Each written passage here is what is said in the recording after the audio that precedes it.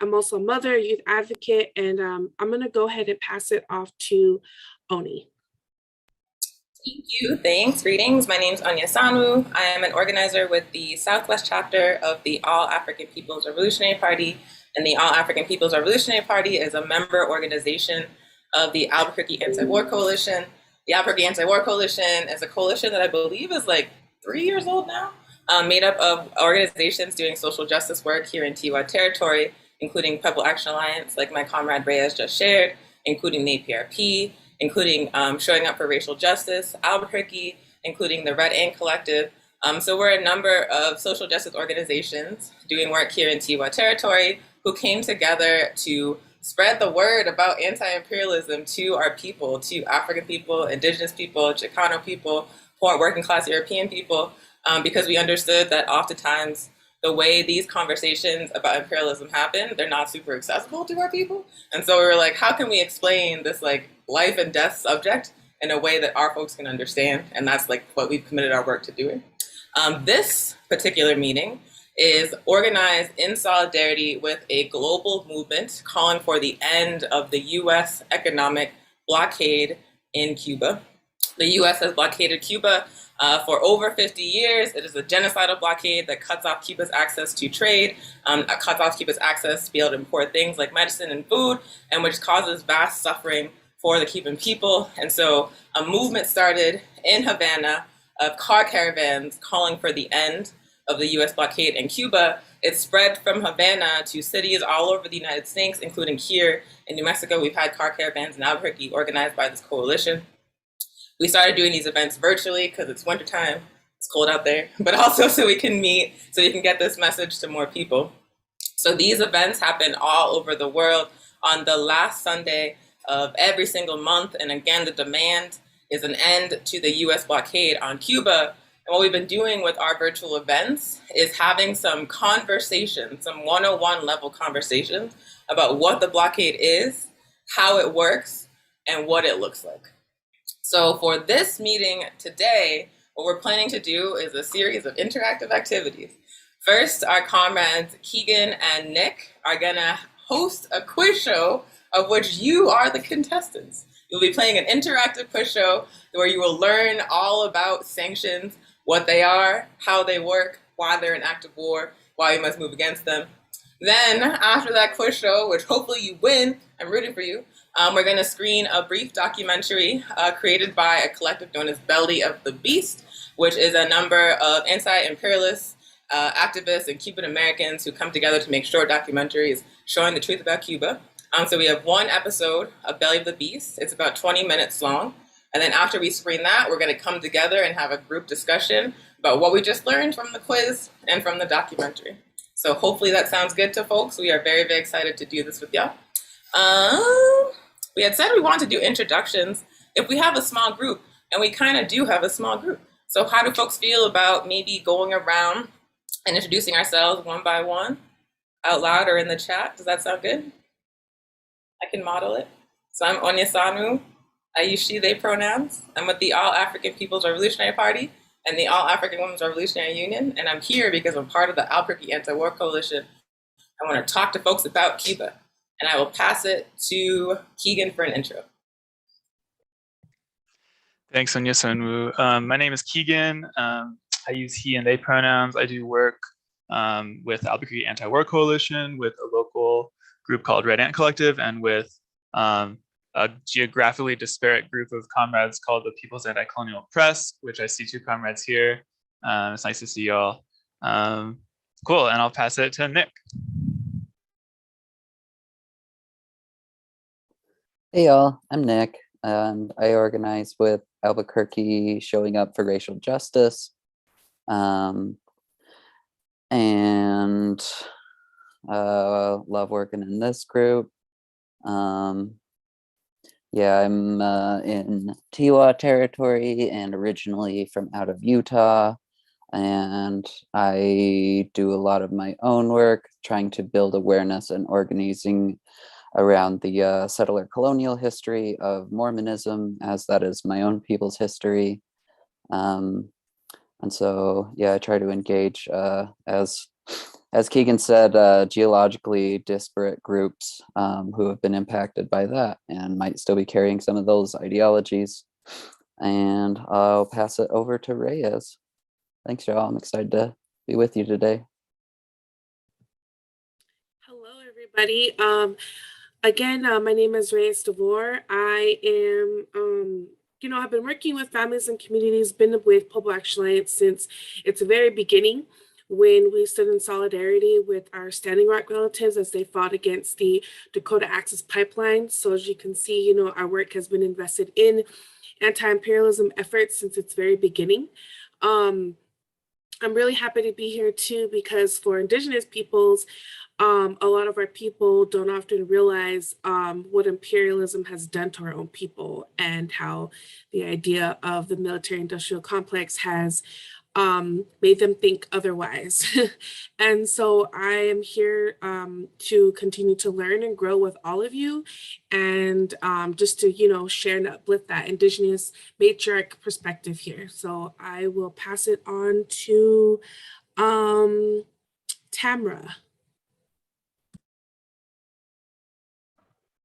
Hello, everyone. My name is Tamara, and I go by they, them, and comrade pronouns. And I'm really excited to learn more about, or better yet, to deepen my knowledge about the US blockade in Cuba. And I'm affiliated or a new member of Black Alliance for Peace. And so I'm still working on which campaign best fits me, as well as like what local issues in my community that I can get involved in with like the political education that I get from Black Alliance for Peace. And yeah, I'm ready to enjoy this evening's events and discussion. Thank you. Oh, I have to pick someone. I'm gonna go by my screen and see who hasn't like talked on each row. So I'm gonna go with Anita L. Hello, everybody. I'm Anita. I'm with the People Anti-Colonial Press right now, and pronouns she, her. I live in the Upper Peninsula of Michigan in the snowy Anishinaabe territory, and I was young enough. As a child, I remember when the Cuban Revolution came up in the newspaper, and in high school, we had posters of Mao and Che Guevara. And since they were still learning about Cuba, I haven't been to Cuba yet, which I'd like to go, but so it's always nice to learn new things. And this is Miguel. Hi, comrades. Yeah, I'm Miguel. So happy to be together with you. I'm also with the People's Anti-Colonial Press, and very much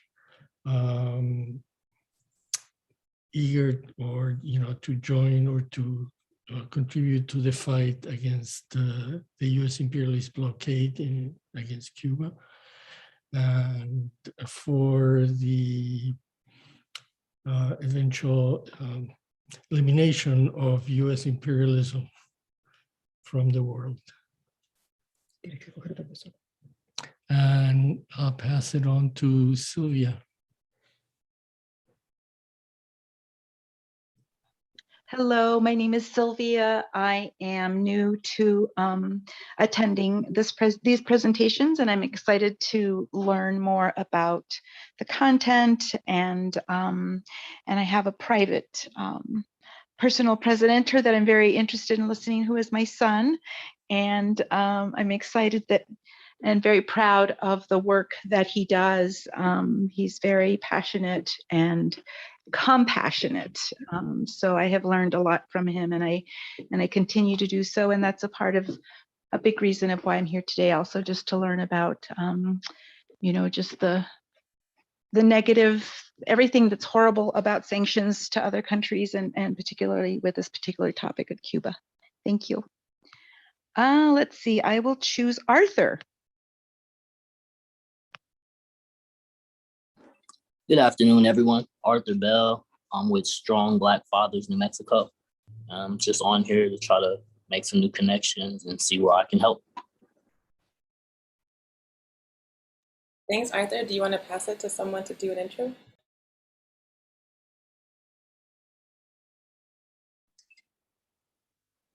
I'll pass it to Maria. Hi, my name is Maria Lavalier. I'm not with any of the organizations. I do follow All African People Revolutionary Party. I try to attend as many of their presentations as possible. I'm here because I have a 12-year-old son who's learning about the Cuba blockade in school, and I want to make sure he's learning what he should be learning about it and not their watered down version. So I'm here to help him learn and grow, as well as learn and grow myself.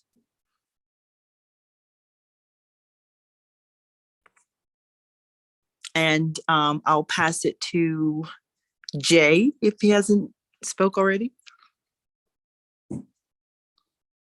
Good afternoon, everybody. I was invited to this event. I just want to learn more about the blockade in Cuba.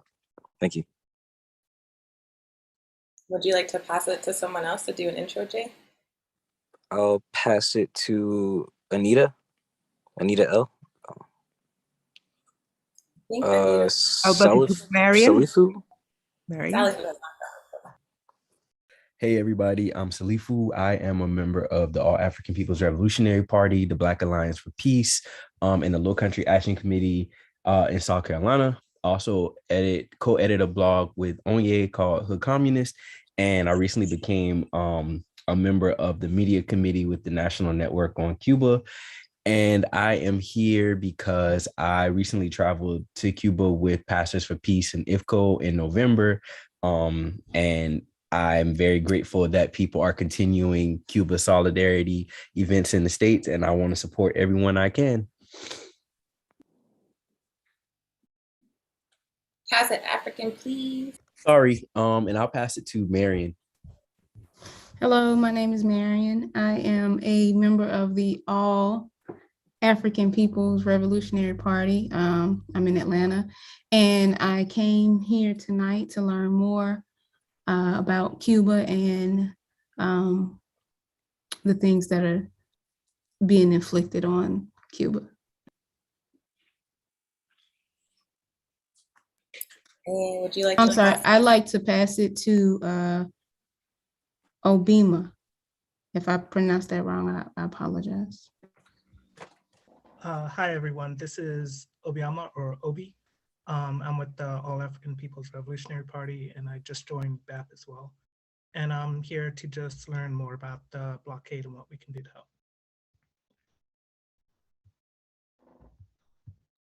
And then I think just the only person we have left is Joseph. Did you want to do an intro, Joseph?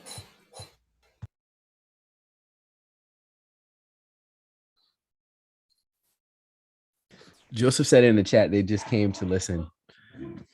All good. Thanks, y'all. Thank you so much for doing those intros. It's great to get some names and affiliations. It's so great that you're all here. Shout out to all my AAPRP comrades. So like I mentioned, the flow of the event today, first we're gonna do an interactive quiz show hosted by Keegan and Nick of the Anti-War Coalition to test our collective knowledge about sanctions. Then we're gonna watch a short 20-minute documentary produced by Belly of the Beast, specifically talking about the protests that happened in Cuba this past July and their connection to the US blockade on Cuba.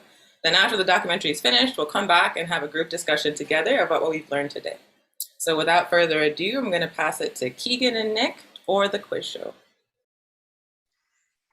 All right, awesome, y'all. I'm gonna share my screen really quick.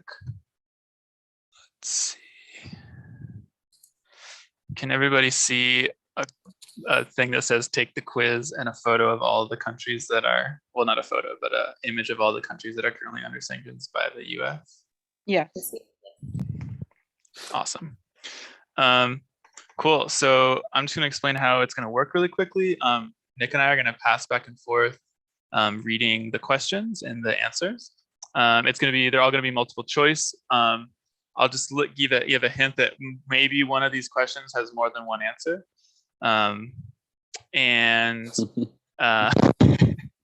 And I think, oh, and then, after we read the question and the answers, feel free to either go on mic really quick and say which one you think it is, or in the chat, just put which question you think, or I'm sorry, which answer you think it is. And then after, 15, 20 seconds, we'll talk about the answer, and there'll be only 6 questions, so it won't be too long. And I'm trying to find the chat. Okay, cool. So I'll go ahead and start it if that's all right. I guess actually, does anyone have any questions before we begin? Cool. No news is good news. All right. So the first question is, though still a tactic of imperialism, sanctions are more humane than other military tactics because sanctions do not destroy infrastructure, kill civilians, etc. Is this true or false? My mom says false. Anita says false. We've got false, false, false, false, false. All right, let's see if that's right. Yes, that is correct. You'll hear a lot of politicians, people in the global north talk about how sanctions are more humane and how they're an alternative to war. But actually, they're a form of economic warfare, which disrupts supply chains, completely destroy economies through hyperinflation, through restricting access to basic food supplies, clean water, medicine, essential technologies, etc. And so this is absolutely false. Like when you hear people come at you with this, yeah, tell them they're wrong. Okay, pass it over to Nick. I feel like we need some theme game music, like a boom, boom, boom, boom. And then we're in. Okay. Next question is, generally, sanctions are grudgingly agreed upon by all parties as an off-ramp from kinetic war, mandated by UN mediation procedures, responsible for curbing violence, imposed by one party on another. And you can just put in like A, B, C, D, which one of these. So yeah, A, B, C, D. Got several Ds, a C, D. D, D, D. Oh, nice. Nice. Right on. All right, let's try D. Correct. Generally, sanctions are imposed by one party onto another.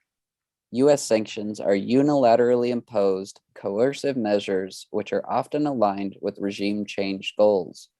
If they do go through the UN, the US often forces them through with threats of economic coercion. Because they target civilian populations, US sanctions are illegal under international law. Next one.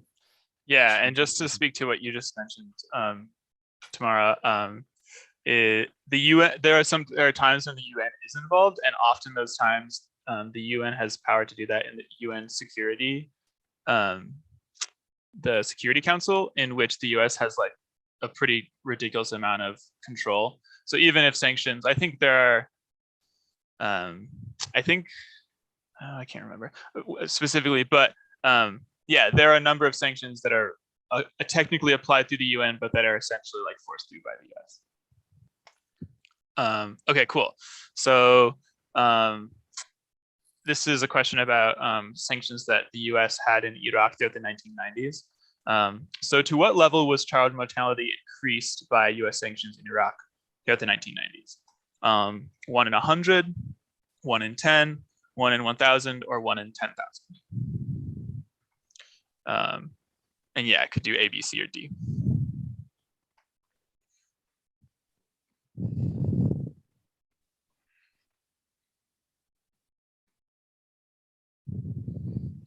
Got a few A's.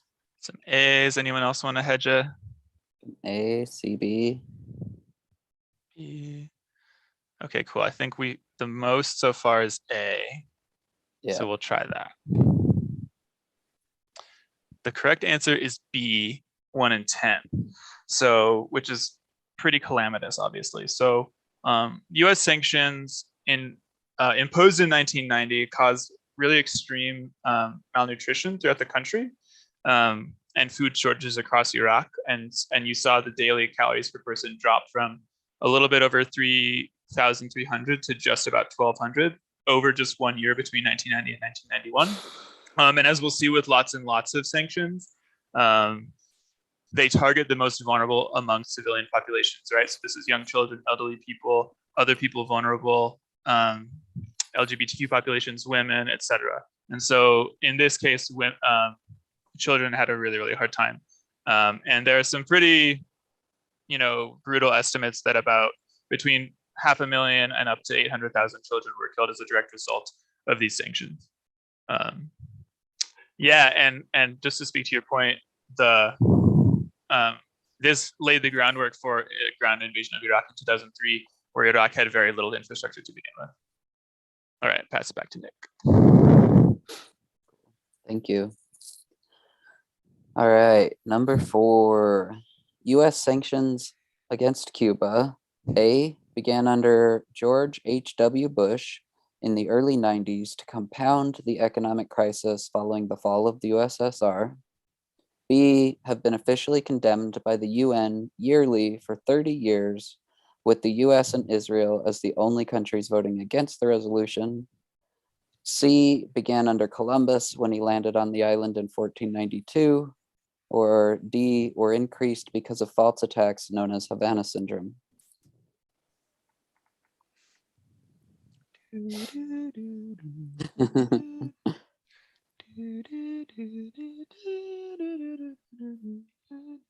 Got a BD, a B, A and B. C is funny. Thank you. Yeah, you can B thank and Nick for that D. one. B. B. Yeah, that was a thing I learned as I've been studying Cuba. I didn't realize that that island was one of the first places Columbus stumbled upon. So it's like we've got mostly B's and a couple BDs. Want to try B?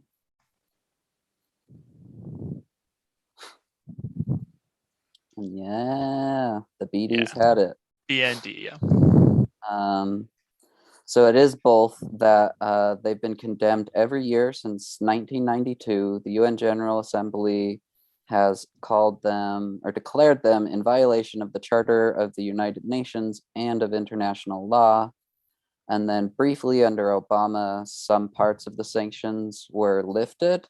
And then starting in 2017, kind of within like the first couple of weeks of the Trump presidency, these were ramped back up as the mass psychogenic illness known as Havana syndrome, or called Havana syndrome by the US, was blamed on Cuba and basically went right back to where we were before those started to be rolled back.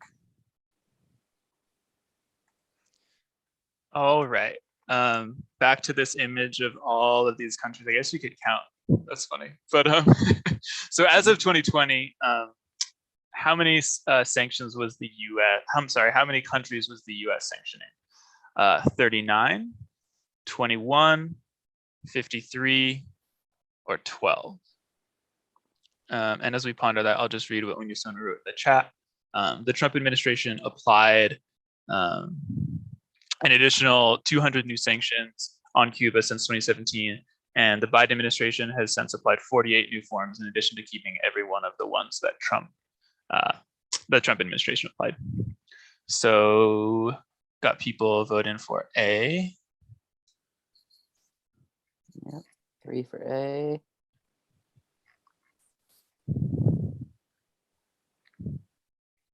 C, 53, 39, A. 12.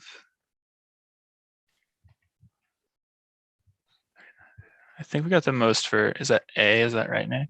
Yeah, we've got 4 for A. Okay, let's try that. That is correct. Yeah, these 39 countries comprise about a third of the world's population. So that's I guess I can't do math that well, but over 2 billion, between 2 billion and 3 billion people are currently under sanction from the United States. And a third of these countries are in Africa. As Oni just said in the chat, Africa is the most sanctioned landmass on the face of the planet. And just picking up on a thread that we mentioned earlier, and sanctions are illegal under international law because of the ways in which they target, civilians. So just something to think about. And back to Nick. All right, last one. What can we do to stop sanctions? A, raise awareness among friends, family, and coworkers. B, study the history of US sanctions and other forms of hybrid warfare. C, organize and build power to prevent the US from imposing new sanctions. Or D, all of the above.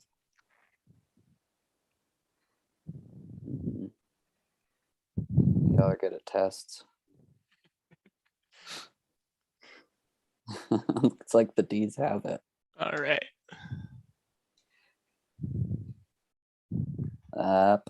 All of the above. Many of us live in the quote, belly of the beast, or within the heart of the US empire.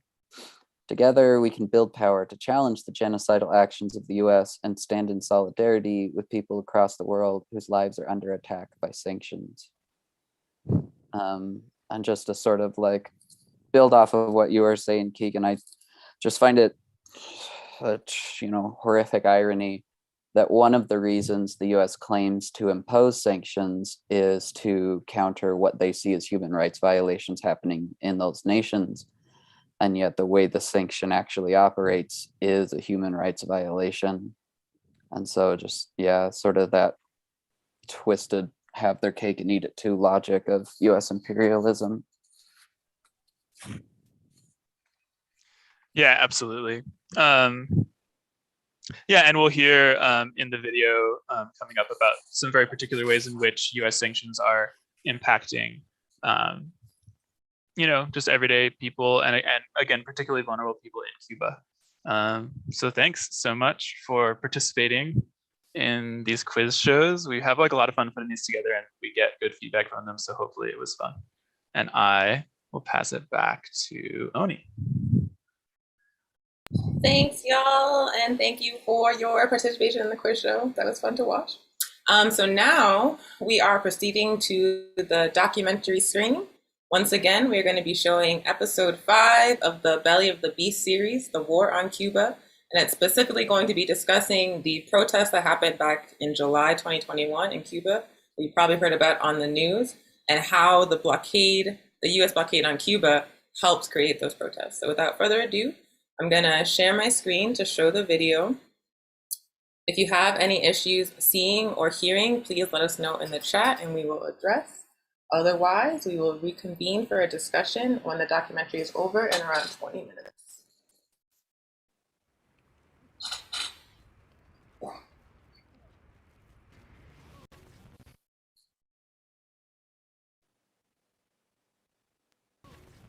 Hi, I'm Liz, and this is the Malecón.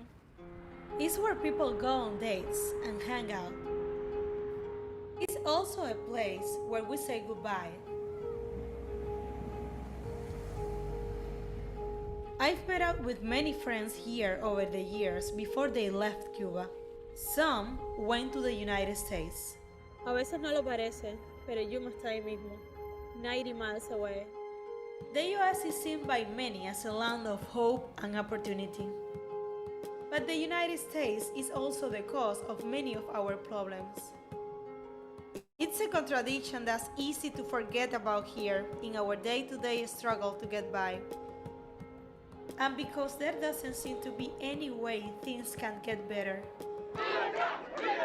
Earlier this year, frustrations boiled over into anti-government protests. They only lasted a matter of hours, but they were a big deal because nothing like it had happened for more than 60 years. Since then, people in Cuba and around the world are talking more than ever about our future. I want to be part of that conversation, pero antes debemos entender cómo llegamos a las protestas. To do that, we need to look both inside Cuba y hacia el norte.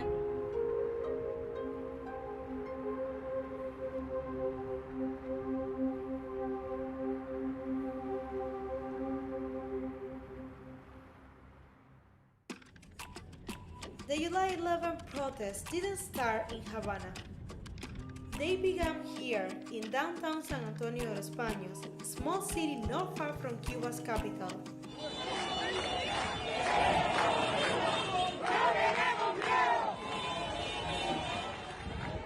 Cuban President Miguel Díaz-Canel came here a few hours later. Nosotros vinimos aquí para, junto a los revolucionarios de este pueblo, demostrar que aquí la calle es de los revolucionarios. But the anti-government protests had already broken out in cities across the country. San Antonio has been calm since July 11. So why did people take the streets here? El 11 de julio, ¿cuál es el motivo de las protestas? Habían varios motivos. El tema de la corriente fue uno. Quizás en algún punto era el pico de la pandemia también. Se juntaron varias situaciones. Hola. Los apagones eran 4 horas, 5 horas. Por eso fue la revuelta que hubo aquí en San Antonio de los Baños. La situación aquí en Cuba ha sido mala. La medicina entra pocas veces a la farmacia. La dipirona no ha entrado. Hace como 3 meses que no entra. El apagón fue el top, ya el pueblo estaba tan a tope entre COVID y medicinas que no tenía. El pueblo, mientras no le afecte mucho el tema medicina y más o menos tenga su plato de comida, no va a protestar. 20 pesos, un peso, plátano burro, ¿qué más quiere que te diga? ¿Qué es lo más difícil? Las medicinas y el alimento, las dos cosas más importantes. ¿Por qué usted cree que la gente se lanza a la calle? Aquí en la divisa, yo por lo menos no puedo acceder ahí. Yo no gano mal en mi trabajo porque trabajo en el campo, pero no puedo comprar nada. El bloqueo es que no tiene a nosotros contra la pared. The Cuban government blames the economic crisis on U.S. sanctions, and many Cubans agree. Hola, buenos días. El bloqueo afecta al pueblo completo. Lo que Trump hizo a Cuba, 100 y pico de medidas para jodernos a nosotros. Y ahora es baile, tan sinvergüenza como el otro. But others, especially young people, blame the Cuban government. Va a las tiendas moneda nacional y nada. Que es donde nosotros podemos comprar. Porque hay tantas tiendas en verde. Y si aquí nadie le paga en verde. El 11 de julio estaba parado en la esquina ahí. ¿Qué pensaste en ese momento? Que la gente se cansaron de los apagones, de la comida, que sales a buscar algo por la calle y no lo encuentras. ¿Quién cree la gente que es responsable? Los dirigentes.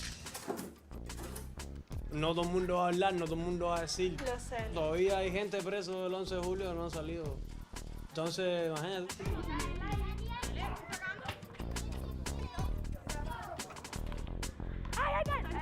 ¿Qué es lo que dirías que es más difícil aquí? La comida y la medicina. ¿Quién es el responsable de todas las escaseces? Los arriba, ¿no? Deben ser lejos, ¿no? El gobierno. ¿Cómo te mantienes informado? Oh, Facebook se ve todo el mundo sube todo. Mira, se fue la luz ahora mismo, mira. Viste, ya por ahí está gritando, se fue la luz. Se fue la luz. ¿Qué pasa? Fíjate eso, con nosotros no hay quien pueda. Te veo, Katina. In Cuba, people have different opinions about who is to blame for our economic crisis. In Washington, one view predominates. There is only one blockade in Cuba, and it is the blockade that this regime has imposed on its people. The regime still sanctions, or I should say, keeps people on, long lines to get basic foods as a way of controlling the people. Cuba is unfortunately, a failed state. Si el fracaso económico es solo debido al gobierno cubano, ¿qué sentido tiene el bloqueo?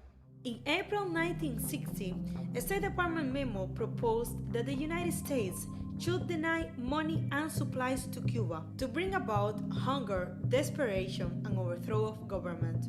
In 1962, John F. Kennedy followed that advice, imposing a full trade embargo on Cuba. 60 years later, the embargo is still in place, and it's even more far-reaching. In Cuba, we call it the blockade. The blockade isn't just between Cuba and the United States, it's global.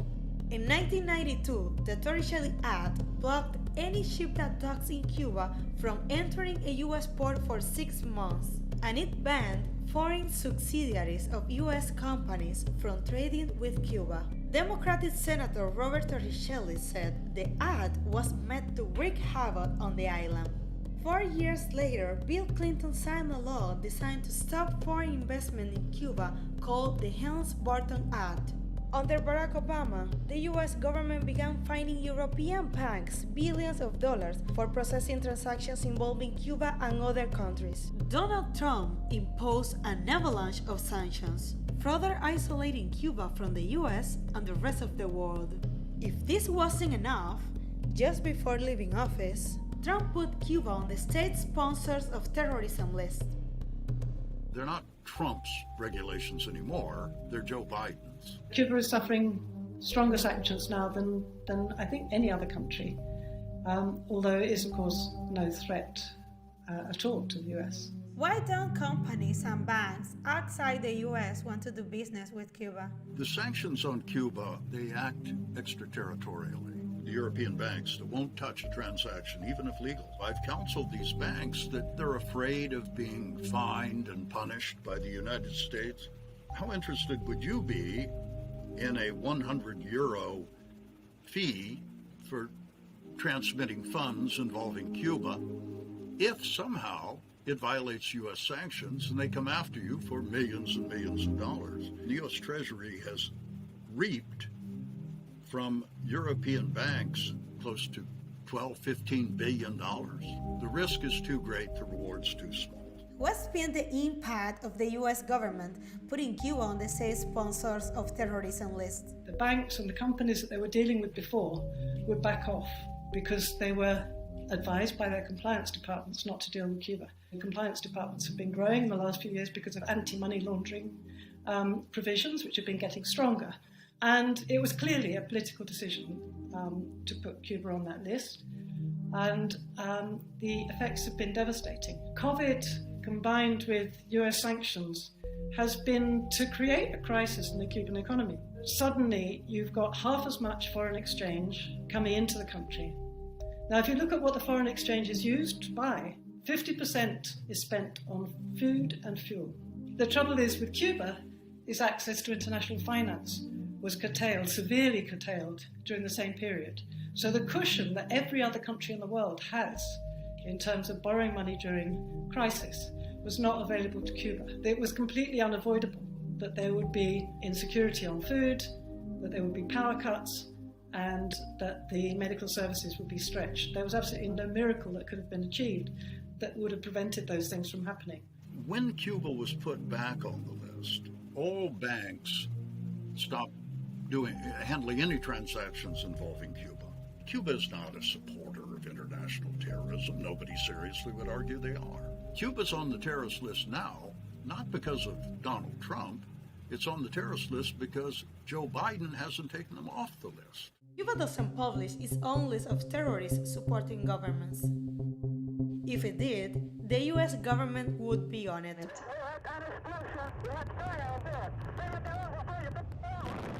In 1976, a bomb attack against a Cuban civilian airliner killed 73 people. It was the deadliest terrorist attack in the Western Hemisphere until 9/11. The suspected masterminds were former CIA operatives Luis Posada Carriles and Orlando Bosch Avila. Both later lived freely in Miami and were never prosecuted for the crime by US authorities. An Italian tourist was killed by a bomb in a hotel in Havana in 1997. And recently, Cuban state media reported an escalation of violent attacks financed by Cuban Americans since Trump assumed office. Former Secretary of State Mike Pompeo claimed the Cuban government supports murderers, bomb makers, and hijackers. But Pompeo may not be the most credible source. I was the CIA director. We lied, we cheated, we stole. It was like we had entire training courses. Healthcare in Cuba is free, and every community has a health clinic with a doctor and a nurse. Muchas gracias, doctor. Roxana is the doctor to more than 400 families in Center Havana's Cayo Hueso neighborhood. Un médico de familia es un médico que está directamente vinculado a la comunidad, que forme parte de la familia de cada uno de los pacientes que nosotros tenemos. ¿Cómo ha sido tu trabajo en los últimos años? Desde que comenzó la COVID hasta la fecha ha sido mucho más intenso. Of Roxana's 1,000 patients, 39 have gotten COVID. None have died. Her biggest challenge these days isn't COVID, but shortages of medications for other health conditions. Porque te voy a dar loratadina, que es lo que sacan, porque benadrilina no sacan. ¿Desde cuándo no tienes tratamiento para la presión? Hace 15 días. Hay que reajustarle el tratamiento porque Cartoprin hace 2 meses que no entra. Dipirona no hay meses. En estos momentos hay escasez de todos los medicamentos. Es difícil manejarlo porque supuestamente nosotros debemos dar una solución. Por mucho que queramos, a veces no podemos. ¿Cómo es posible que Cuba tenga una industria biofarmacéutica capaz de producir vacunas para enfrentar la COVID-19 y al mismo tiempo tenga este déficit tan grande de medicamentos? Fidel tuvo la previsión aquella y desarrolló la biotecnología, pero la materia prima viene de otros países. Países que si Estados Unidos, por el embargo, les prohíbe darnos la materia prima, ya no se pueden hacer aquí. During the last year, the Cuban health system has had to practice triage. Many of its resources have gone to fighting COVID at the expense of producing basic medications. Surte la farmacia los medicamentos cada 15 días. A veces no pasa. Esta sería la parte de las cremas, que cremas sí no tenemos ninguna. ¿Qué es lo que más se resiente que falta? Aquí los antibióticos, los antiinflamatorios, la duralgina, los antihistamínicos. Es difícil. Estamos detrás del mostrador, ver una madre que llega desesperada con un bebé, no trata de darle la solución, pero nosotros tenemos familia y a veces nos vemos en ese problema. Every afternoon, Roxana makes house calls. Gracias. Esa no puedes tener el pie así, tienes que ponerlo en alto, esto es circulatorio. Martín recién debutó con una diabetes, ya tiene su tratamiento, se está controlando. Yamila, buenos días. ¿Cómo te estás? Más o menos, yo te veo lo más bien. Te estoy viendo hasta en Facebook y todo. Te descubrí, ¿viste? ¿Viste que yo estoy en todas? ¿Ha tenido usted muchos déficits con los medicamentos últimamente? Ella le mandaron un medicamento. Sí. Para probarte o sodio, empezó a mandar. Pero desapareció el medicamento. ¿Y duragina tienes aunque sea, Yamila? No. Cuando ella está con dolor de cabeza, simplemente le pongo pañitos fríos en la cabeza. Roxana has seen tough times. She became a doctor during Cuba's special period, the economic depression after the fall of the Soviet Union. Yo me gradué en el año 93. Hasta la fecha, primera vez en todos esos años que yo he visto una situación como esta en estos momentos. We have to vote for a new Cuba policy as well. This administration approach isn't working. Here in Cuba, we expected a change in U.S. policy when Biden was elected, and we weren't the only ones. Our expectations were that he would quickly do away with many of the policies that seemed extremely politically driven. Instead of implementing a new Cuba policy, the Biden administration did a policy review first. Was that necessary? From the outside, it looks like what it was mostly a delaying tactic that would serve what they construed as being their political interests in Florida. Often, a crisis gives you a chance to change policy. And Cuba has been experiencing a deep economic crisis driven primarily by COVID, the loss of tourism, and the Trump measures.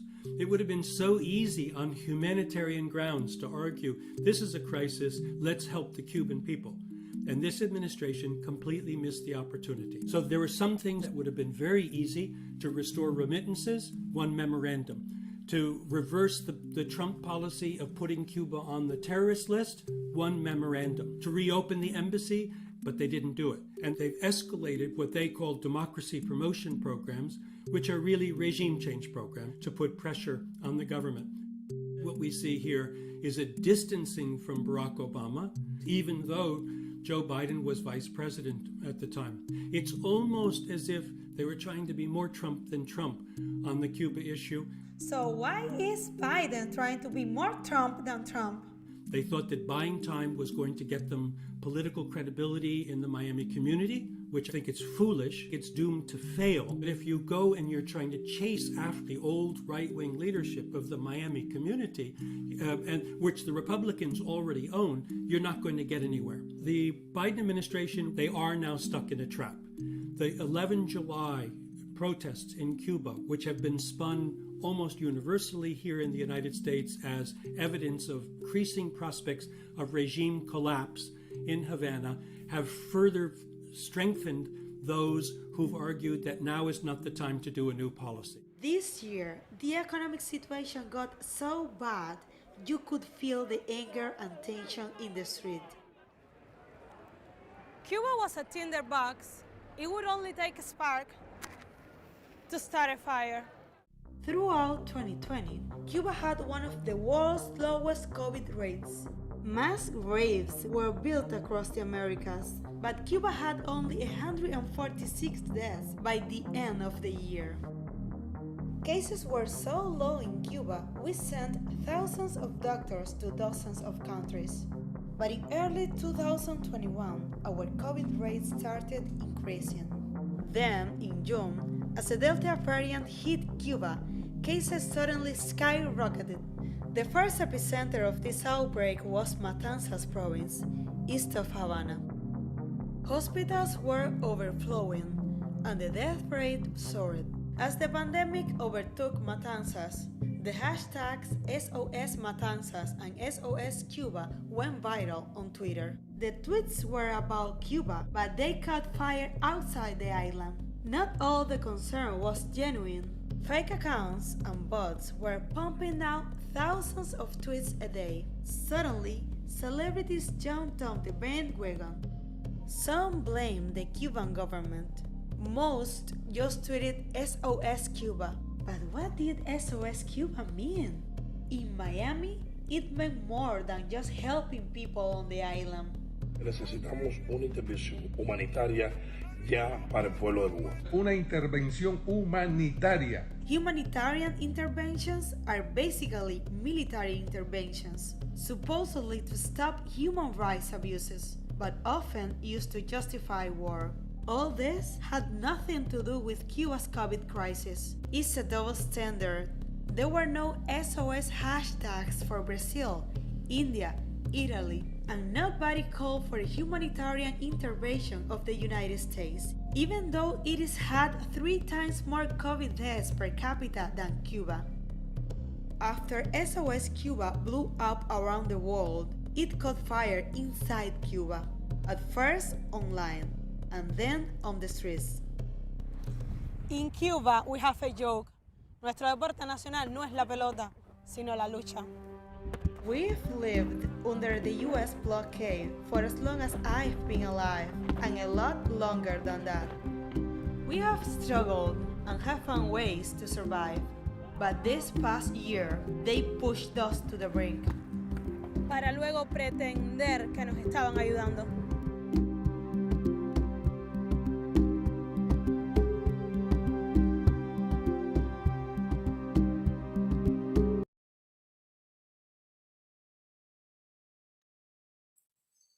All right, y'all.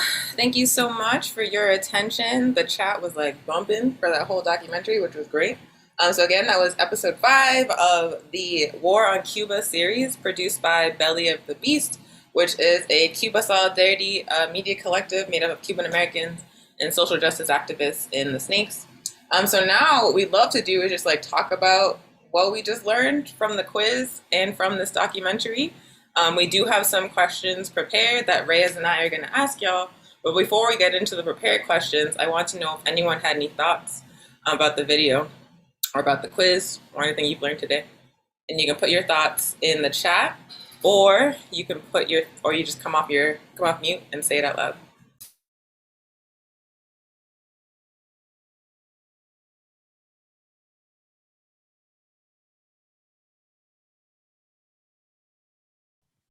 Hi again.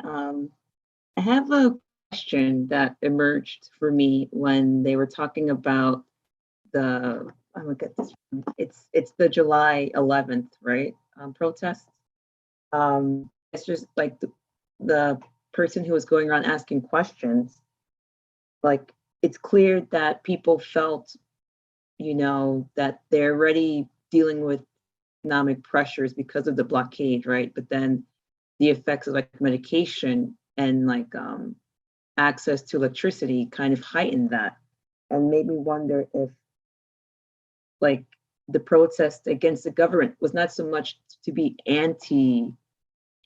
against them as much as was this more frustration that they wish the government was able to do more about the sanctions, not just, oh, we hate this dictatorship, as a question that emerged for me, because I think in the US media becomes like an anti-dictator kind of protest, and I think it's more nuanced than that. I think you nailed it. I think you got it on the head, that it wasn't so much like the way that the protests were framed in the US media was about a rejection of socialism as a whole. But when you listen to what the people are actually saying, they were talking about the lights, they were talking about not being able to get access to medicine. And in the case of the power grid, for example, what I learned is that the reason why they had those rolling blackouts that the people were talking about was because when COVID hit, and people had to get on ventilators, it taxed Cuba's power grid. Cuba's power grid is extremely old, and it's in need of like vast repairs. But the reason why they aren't able to make those repairs, guess why? It's because the US blockade on Cuba prevents them from importing the parts they need to do so. So when all people got on ventilators, it taxed the power grid, it caused rolling blackouts. So I think that what you just noticed is like a really important point to like counter what we hear about Cuba in the US media. And actually something I wanted to share, I meant to share this before the discussion started, is like the best way to understand US policy towards Cuba is like the words of the US government itself, because these people don't actually hide what it is they're doing. So I want to share this document, which is actually on like the State Department website. And I put it in the chat, but I'm also going to share my screen and I'll show y'all what I mean by that. So you heard Bob Menendez, Marco Rubio downplaying the blockade, talking about the blockade of socialism, et cetera, et cetera, et cetera. So what we are looking at on my screen is a memorandum from the Deputy Assistant Secretary of State for Inter-American Affairs. There was a man named Thomas Mallory, to the Assistant Secretary of State for Inter-American Affairs. And this is a memo that was sent within the US State Department talking about how they want to overthrow the Cuban government because they cannot work with Fidel Castro. So I'm just going to read it. The decline and fall of Castro. Salient considerations respecting the life of the present government of Cuba are: the majority of Cubans support Castro. The lowest estimate I have seen is 50%. 2, there is no effective political opposition. 3, Fidel Castro and other members of the Cuban government espouse or condone communist influence. 4, communist influence is pervading the government and the body politic at an amazingly fast rate. 5, militant opposition to Castro from within Cuba would only serve his and the communist cause. 6, the only foreseeable means of alienating internal support is through disenchantment and disaffection based on economic dissatisfaction and hardship.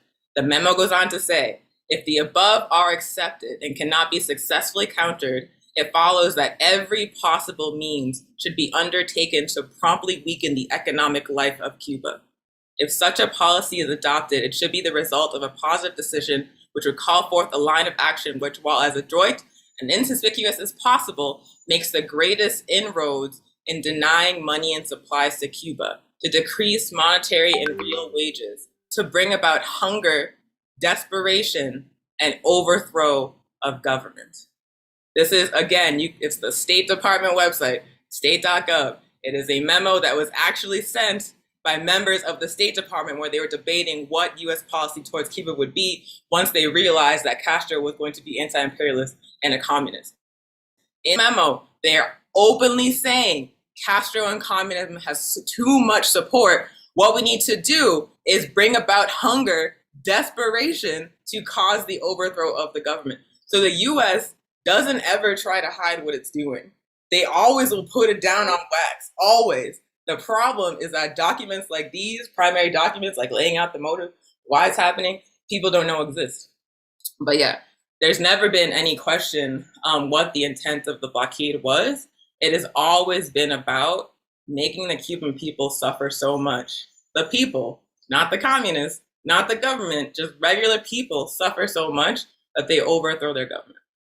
That's what it is. So when you heard the folks saying, we want medicine, the lights aren't working, we're waiting in line for food, that is a deliberate consequence of US policy towards Cuba.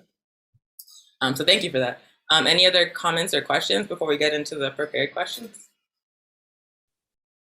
No, I just wanted to say thank you for sharing that. I think it's a good, maybe it's like an eye-opener for some people, but I think like it's needs to be an eye-opener for a lot of the people who live in the so-called US, right? Because it showcases that the idea of imperialism, but also like the military, like I had mentioned earlier, like they think that they're doing a service to the country, but they're doing a disservice and helping the US continue to take control and power against people all over the world.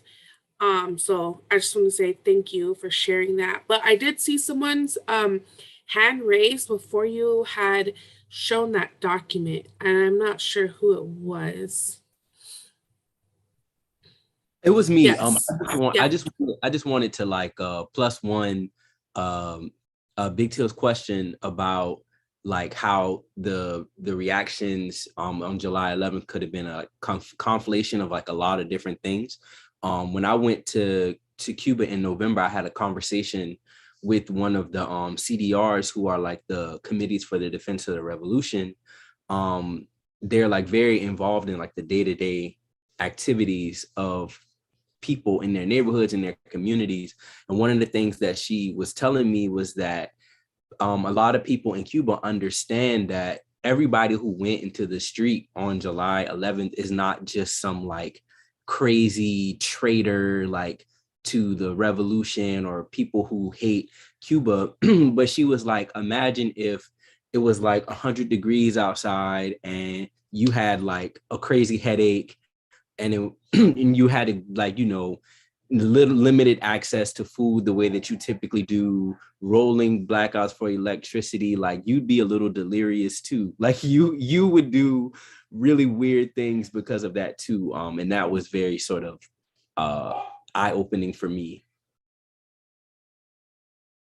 And that, of course, again, was the intent. Like, that's why Trump administration, when COVID hit and Cuba was sending doctors and medicine all over the world, including to Europe, because Italy at one point and Spain were like the epicenter of the COVID-19 pandemic in Europe, and the rest of Europe like closed their borders and were like, good luck to y'all. And Cuba was like, actually, we'll help, even though the European Union is complicit in blockading Cuba. So the Trump administration applied over 200 additional sanctions on Cuba when COVID hit, because they knew that Cuba would have to close down its borders. Cuba would have to like stop its tourism industry. The tourism industry is a major source of revenue for Cuba. So this was, they were like, oh, if we do it now, if we do more sanctions now, it's going to cause maximum suffering.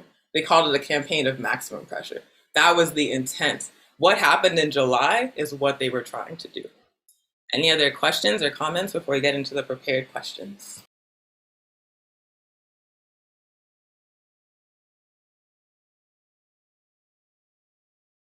Oh yeah, so Nick is sharing, after we read the document talking about the reasoning behind US policy towards Cuba, Nick is sharing that it reminded them of the 1954 coup against Guatemala.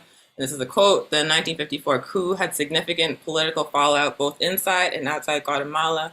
The relatively easy overthrow of Arbenz, coming soon after the similar overthrow of the democratically elected Iranian prime minister in 1953, made the CIA overconfident in its abilities, which led to the failed Bay of Pigs invasion to overthrow the Cuban government in 1961.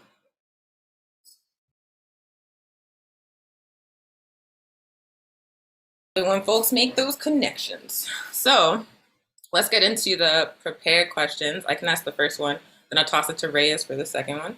But the first question we have for y'all that we want to talk about is, how can quote unquote soft power sanctions be just as violent and deadly as hard power militarized tactics of imperial control? So we are often told by people in the US media that sanctions are a kinder and gentler alternative to war. Why is that not actually the case?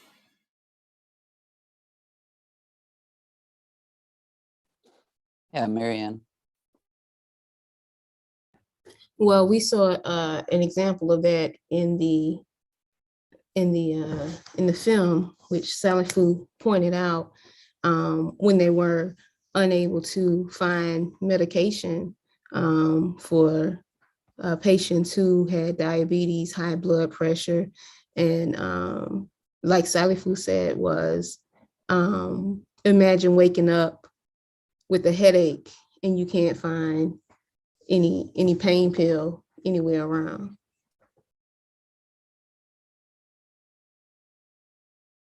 %. So like lack of access to like basic medical supplies. And imagine if you're someone who's like disabled or immunocompromised, someone that depends on having access to particular medications because you need them on a daily basis to live.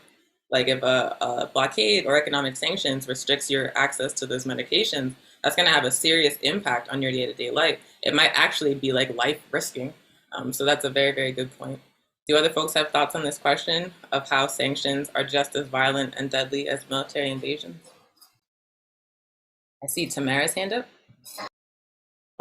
I guess I'm not used to hearing soft power next to sanctions. So I guess that kind of threw me off about what that means. And I'm wondering if like the whole Twitter kind of hashtag SOS Cuba could be one of those. I don't know if I'm confusing meanings.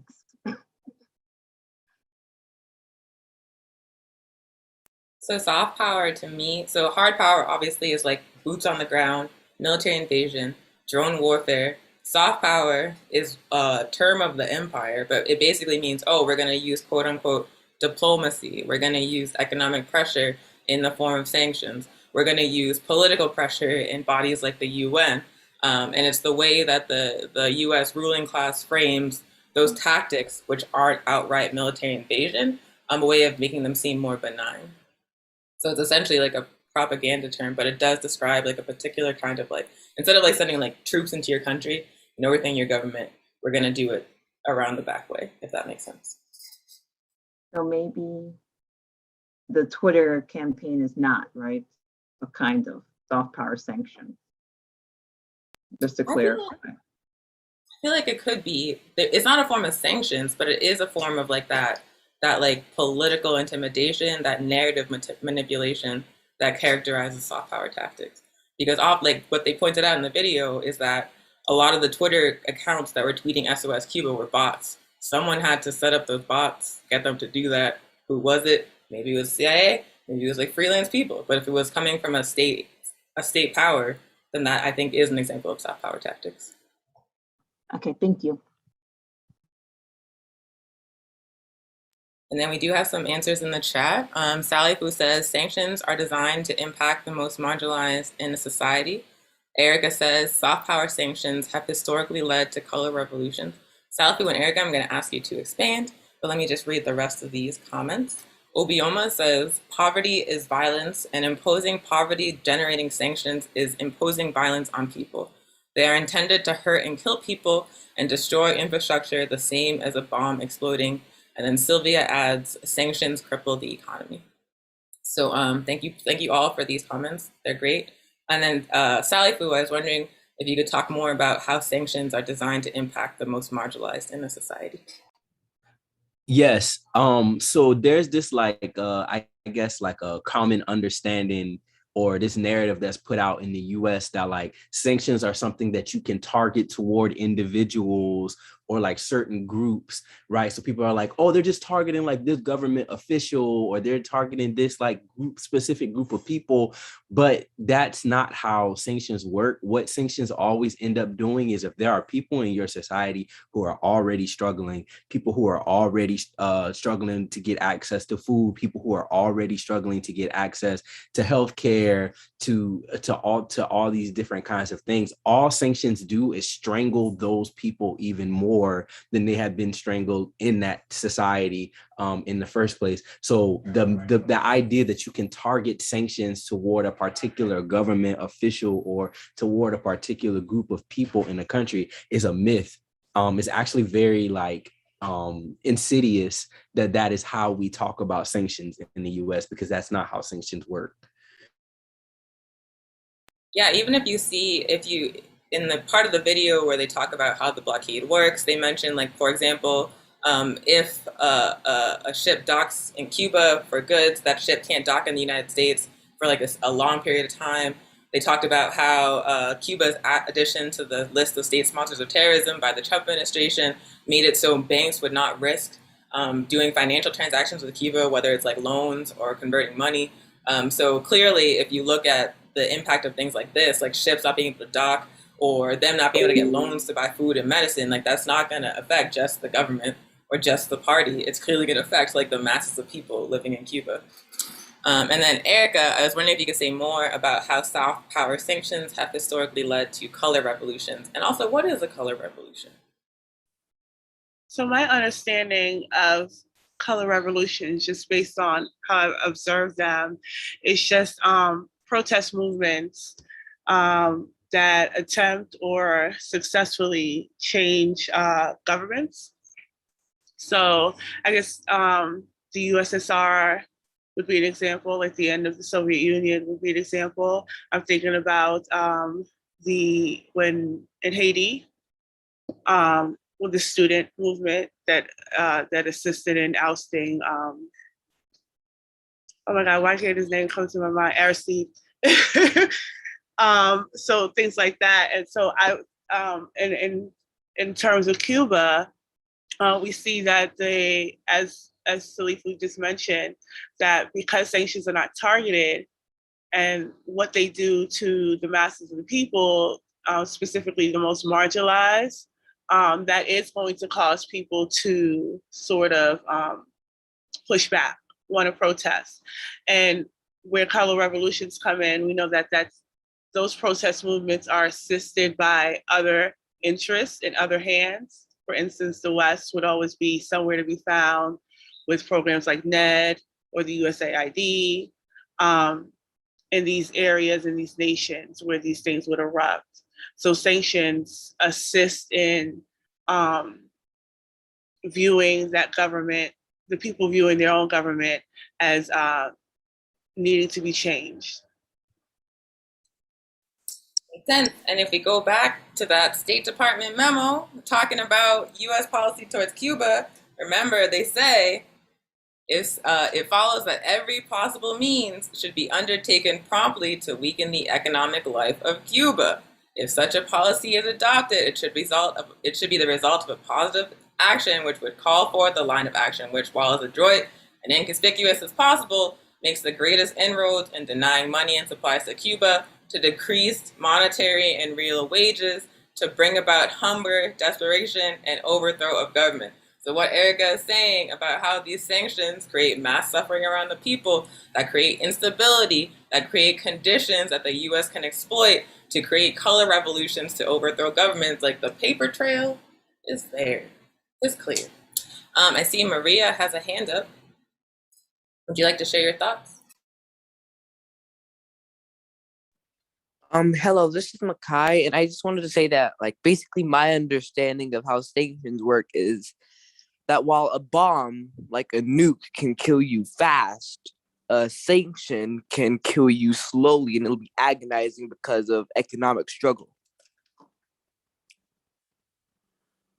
Absolutely. It is a slow, painful, torturous process, dying by starvation and dying from lack of access to medicine. So yep, that is the intent. Thank you, Makai. Any other thoughts before we move on to the next question?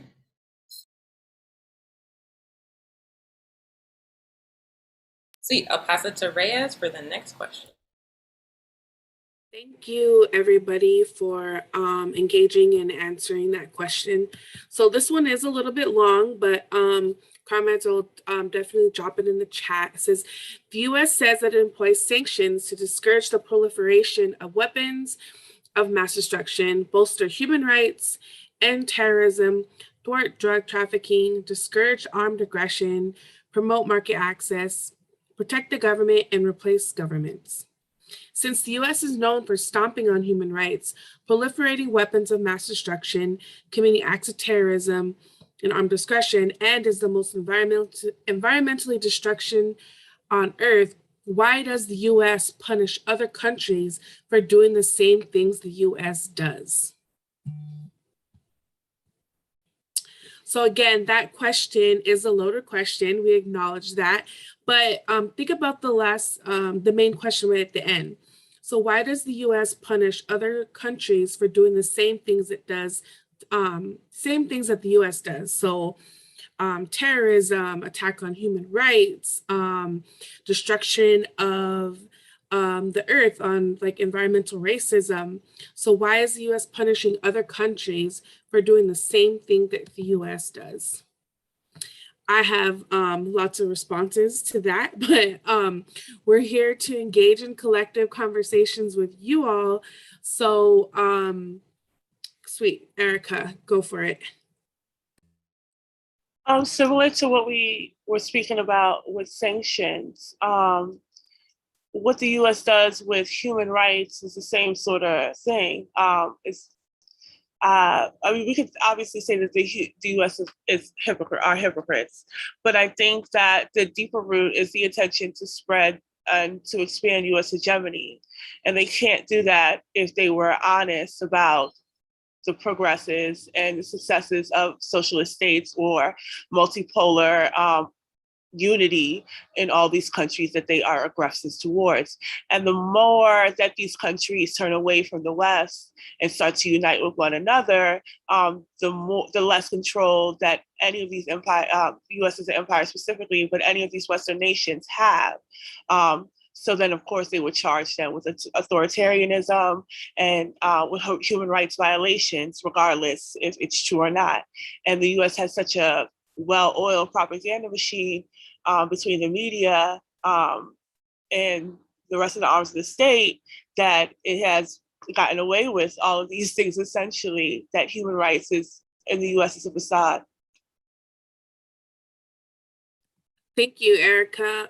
Yeah, right. The hypocrisy, the irony in all of it, right? It's there was this one meme that said like the U.S. is like the most toxic relationship that I've ever been in, because they're narcissists, like narcissist people who sit within the walls of the federal government system, and I think that speaks to a whole lot of where the irony and the lack of consistency support comes from. But yeah, any other responses? Or if anyone else from other comments want to add to Erica's response, go for it. Yeah, I think something that's very difficult for people who live inside of the United States to sort of come to terms with and accept is that the place that we live in is not a real country. It's an empire. It's a corporation that can only continue to exist. It's a settler colony. I feel like it's important to say that, but it can only continue to exist by pillaging the rest of the world for resources, and trying to claim and hoard the rest of the natural resources and the land of the rest of the world. Once you come to terms with that, then you can understand that anybody in the world who is trying to resist that agenda, or anybody in the world who is trying to prove that there are other ways to live in harmony with the world, with the people around you, that are not the ways that the United States says that you have to live, like Erica says, are going to become threats to the United States.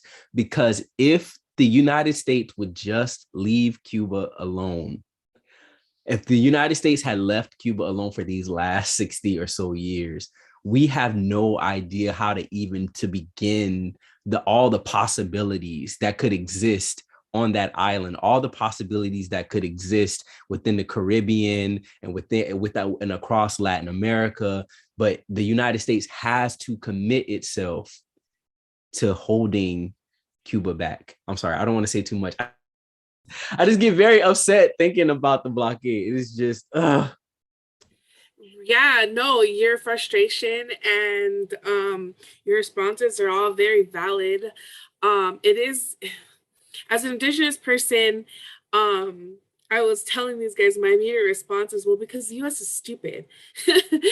Let's just kind of be honest with that. Like, I know we can have more robust conversations, but if you think about it, they are. But then to add to that, I'm seeing lots of comments in the chat talking about how it is a settler colonial project, right? It's always been about power and extraction since its very beginning. And I think that's what is also unfortunately continues to happen in every pore of like our systems against Black, Brown, Indigenous, and people of color peoples, but it's impacting Cuba too, you know. And I was actually in a conversation with when we were planning this, and I got to attend this international political education course in Brazil. And I'm not going to dive too deep into that, but one day, ironically, it was on Independence Day, but we were talking about imperialism and talking about how that impacts everybody within their regional countries. And I'll never forget that day when they talked about all the different military bases that sit and occupy their lands and how the military continues to hurt their people, you know. And it might not look like that in Cuba because there's not a military presence, but those sanctions are essentially doing the same thing. But yes, I just wanted to share that too, because to that point, you know, it's awful. Yeah, settler imperialism. Like, I think we could probably dive into that too, and like, because it encompasses like the idea and the root of settler colonialism, but then it also extends to the power and the control that continues to exist in today. But I want to leave some room for other people that may want to also answer that, but there else, let's see. We also see in the chat, the US wants to dominate the world. It needs to make up reasons to attack countries that resist this domination. It still needs more semblance of public support. Yeah, I think that is, there's a lot of truth to that statement too. Like because there's like this, like what I said earlier, like this toxic idea of this, like, personality trait about the US that they just have to control and take and control and take. But do you want to expand on that for us?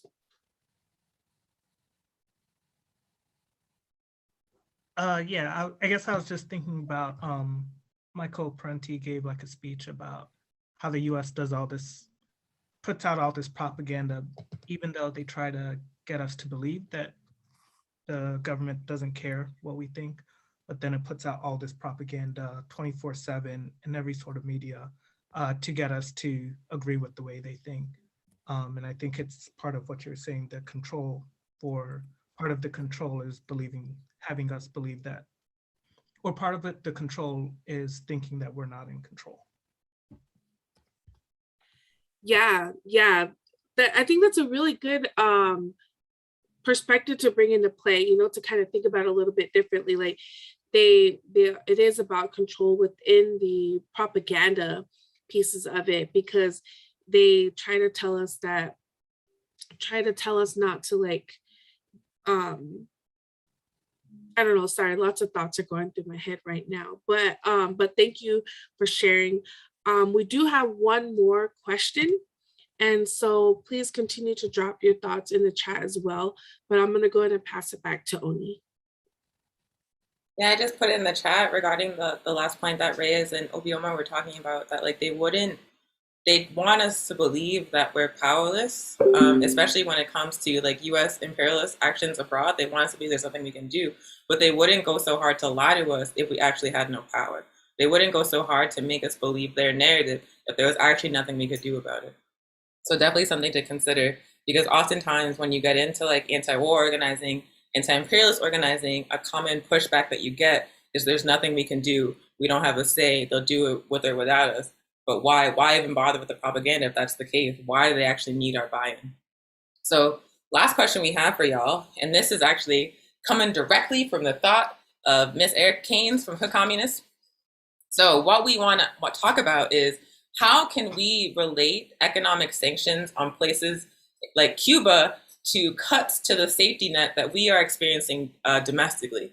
For example, we have living through cuts to welfare, cuts to Social Security, drastic lack of access to affordable housing. Here in the United States, like rent went up 20% all over the country in the middle of a global pandemic at the same time as a budget for affordable housing was being cut. So how can we relate economic sanctions applied internationally to cuts to the safety net happening domestically?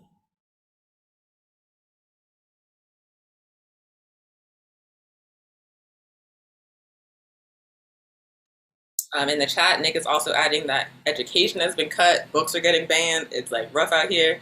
Obioma adds the war comes home, in quotes. Marian points out that bridges are crumbling, infrastructure is under attack in the United States. And then Sylvia says that both are about denying human rights.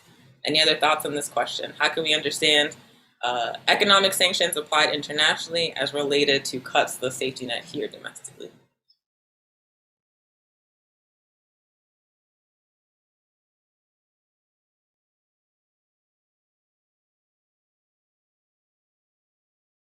Erica, please go ahead. Yeah, I appreciate you raising that because I think that that's really important in understanding imperialism as a domestic issue and not just one that just happens to other people outside of here, particularly with the way that sanctions, like colonized communities are sanctioned. So in understanding what sanctions do, what the intent of it is for, that we can see the ways that we are economically sanctioned continuously in lower income communities, in poor working class communities, and colonized communities. Welfare reform is one of the biggest ones to note, primarily because of the way that it impacted entire households across the country, and who have yet to still recover. But I think one that is a good example is that $600 tax that's being proposed. Because of the way that it's being used, who it's targeting, and the specific time they're seeking to do these things. When we have people who are making money or being able to access resources outside of the actual labor force, now the government thinks they should have a hand in it. And this is not something that's particularly new, but this low amount is, which means that it targets a lot more people. So what does that say if you can't make your $600 extra a month on your Patreon? Now, what does that say if you can't GoFundMe quickly for an emergency and you reach your limit? How does that impact us as community? And why during a pandemic? What is the purpose? For me, I feel that it's just another way to push people back into the workforce.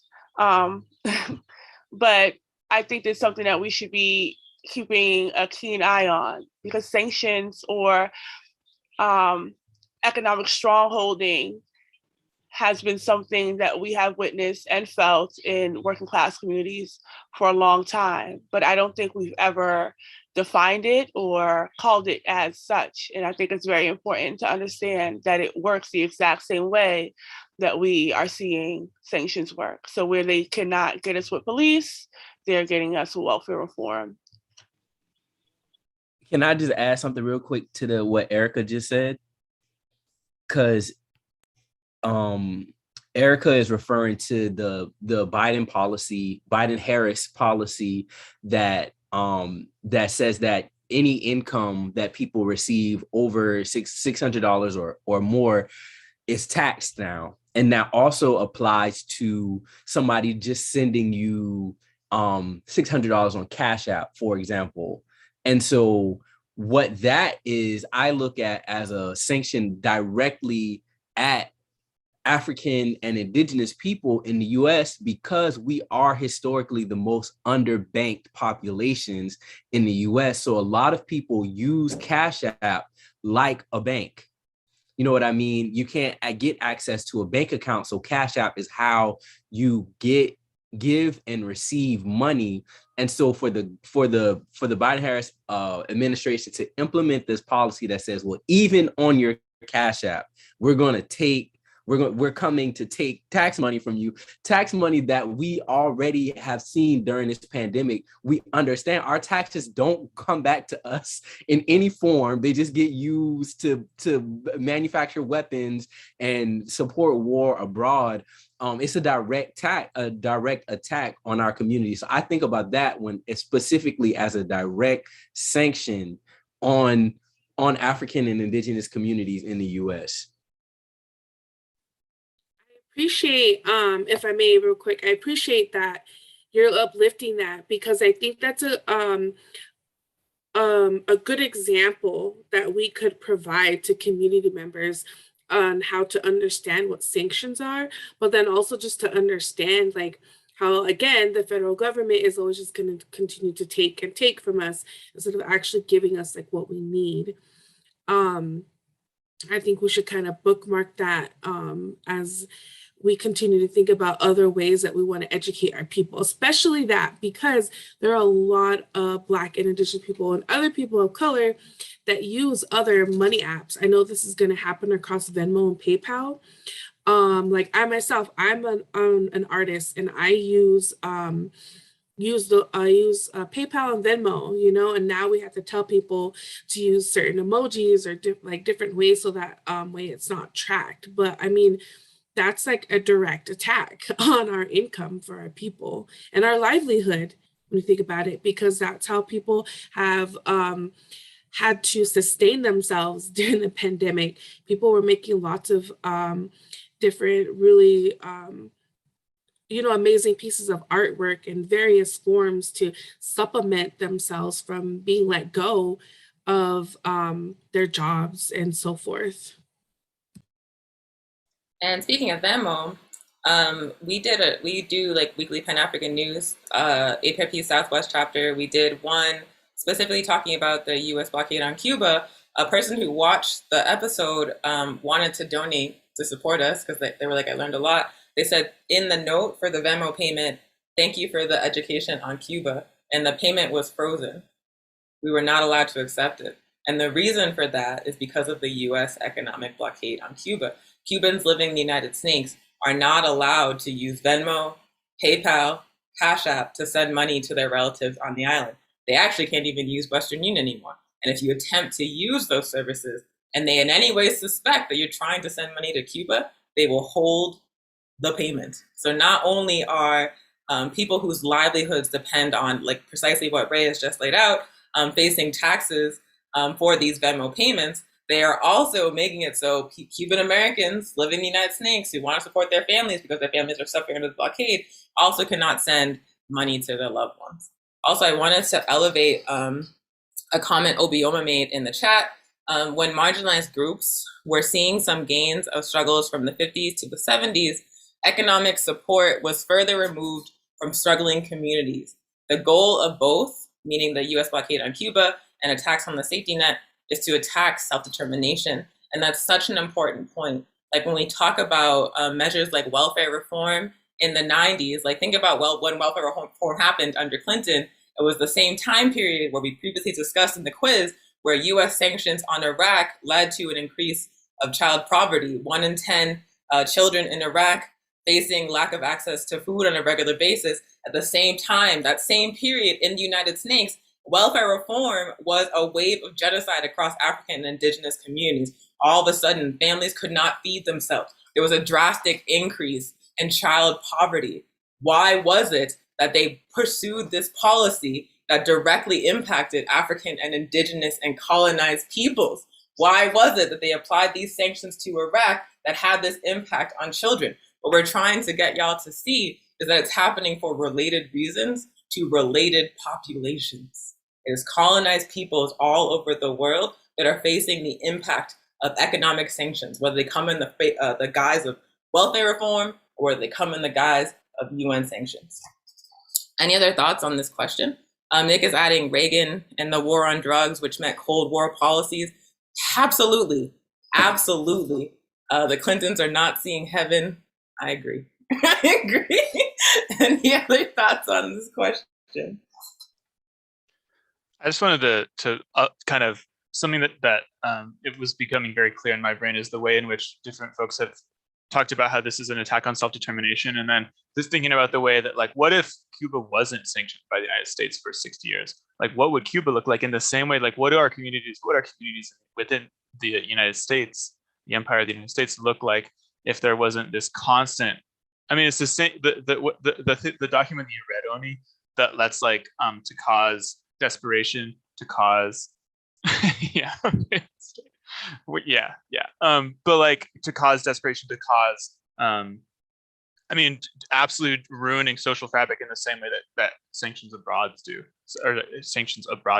and that like what would those things have been able to bloom into is like a beautiful and also really sad thought, but also, you know, hopeful in things that we can continue to push for.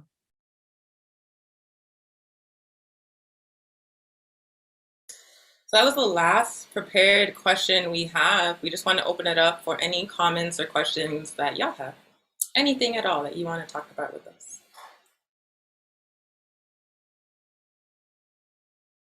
Nick is pointing out in the chat, in the same way as all the assimilation policies and destruction of culture against indigenous peoples. Yeah, it's really wild because before the United States was built on someone else's land, indigenous peoples all over this hemisphere had like advanced, highly functioning societies that provided for the needs of everybody inside of those societies. Then these European settlers came, spread disease, committed genocide, destroyed those social structures, and replaced them with this system on which they forced the people they colonized to become dependent. Like, we were fine. African people were fine. Indigenous people were fine. And then European imperialism, capitalism came and forced us to become dependent on a system that's trying to kill us off. It actually makes you really mad when you think about it. Yes, it makes us very mad.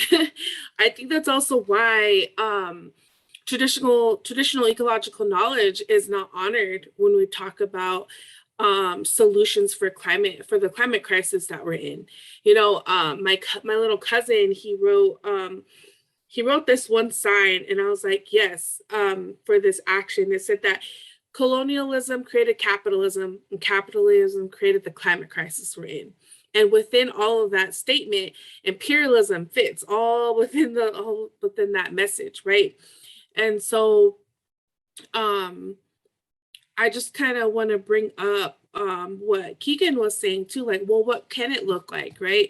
What have our communities look like if we were actually given the means to thrive, you know, and, you know, live in joy, you know, and Julia always says, like, we all deserve to live in joy and peace. You know, we can't just continue to be living like in this system that continues to oppress us in all the different ways. And more recently too, I saw a lot of indigenous peoples talking about the word resilient and their take on that, and acknowledging that, and some people are acknowledging that I'm tired of being resilient. You know, I'm tired of having to just like keep going when we're hit with all these different battles. And that could probably be the same for a lot of other people of color who continue to be impacted. And the same thing goes for all the people in Cuba too, right? I'm sure that, you know, they get exhausted through all of this that they continue to face on a day-to-day basis.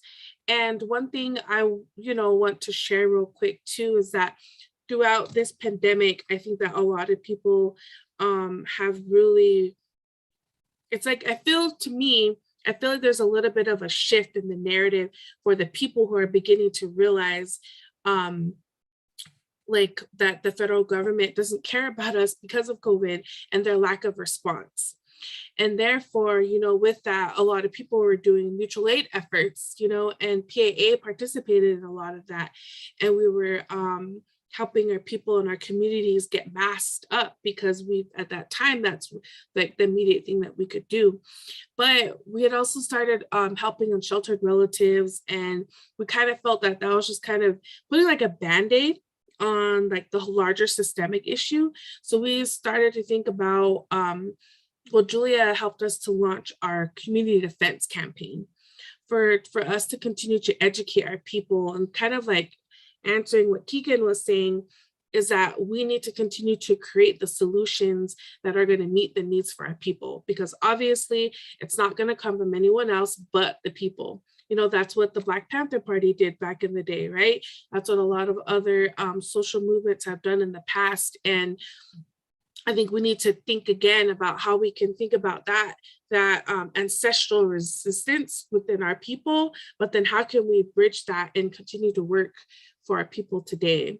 And I'll go ahead and I'm going to drop a link in that too. And I know it's more framed like an Indigenous perspective, but we like to share it all the time because I think it still can be applied in other communities, and people can kind of at least begin to think about the different ways that they can make these approaches.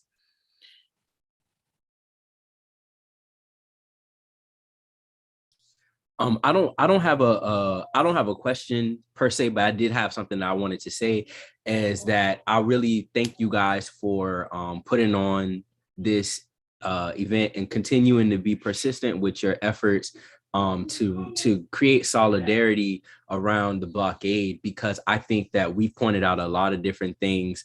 Like we talked about climate change as a result of colonialism. We talked about, how like different communities are being affected by sanctions and all these different things. And one of the things that I feel like I gained from my trip to being able to see Cuba is that you have this island, you have these people who have been so impacted by this genocidal blockade against them for decades, but Cuba is continuing to innovate and create new realities and new ways of existing. Like when you talk about climate change, for example, like even with the blockade, Cuba is continuing to innovate and lead the way on like how we can live in harmony with the world. And it's just a reminder that we don't have, I think it's Onye that says this all the time, but it's like, as people living in the global north, we don't have any right to be defeatist about any of these things, because you look toward the global south and you see countries like Cuba that under all these harsh conditions are still fighting, are like still trying. And I think all of us have a responsibility to support them and to fight for them, to be able to do that. And I think that us being able to be consistent in talking about this at the bare minimum is very important. So thank you all so much. I feel like that was a really good place to close it. Thank you, Sally Fu, so we can let people go. So we want to thank y'all so much for joining us today. Like I mentioned, this is part of a global movement in solidarity with Cuba against the US blockade. So we'll be doing these events on the last Sunday of each month. So stay tuned for the February edition. If you are not in Tiwa territory, we encourage you to find a Cuba Solidarity car caravan near you. If one does not exist, feel free to start one. They would appreciate it.